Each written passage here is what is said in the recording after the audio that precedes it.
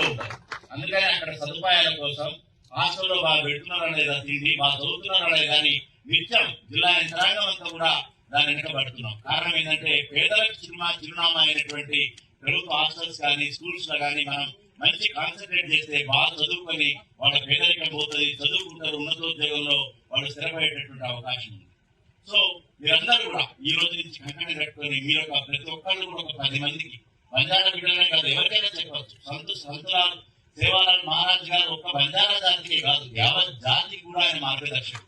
అట్లాంటప్పుడు మనం 10 మందికి ఎవరైనా కలిసిన వాళ్ళకి ఈ మంచి మాటలు చెప్పి పిల్లల్ని చదివించుకొని ముందుకు వెళ్లాల్సిందిగా మీ అందరికీ కూడా తెలియజేస్తూ, అదేవిధంగా నేను గతంలో అంటే పోయిన సంవత్సరం నేను commissioner INPR information public relation సంబంధించి కమిషనర్ ఉన్నప్పుడు బంజారా భవన్ చూడటం జరిగింది.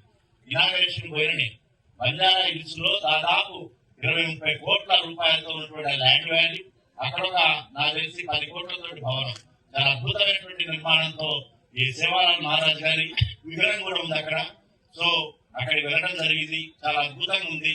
మీ కోరిక తప్పు కాదు, ఎందుకంటే సమాజం కోసం అడుగుతుంది తప్పితే మీరు ఒక్కరి కోసం అడిగేది కాదు. బంజారా బిడ్డనే యాదగిరిగుట్ట తహసీల్దార్ ఉన్నాడు కాబట్టి ఆయన వెతికితే డెఫినెట్ గా జిల్లా కలెక్టర్ గా ముందుంటాం, అది ప్రపోజల్ పంపుతాం 100%.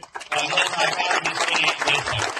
లేదా రెండో మార్గం, ఒకటి ప్రభుత్వ పరంగా ఇంకా ఇబ్బందులు మా దగ్గర ఉంటుందంటే ప్రభుత్వ భూములన్నీ గుట్టలలో అక్కడ ఇక్కడ ఉంటాయి.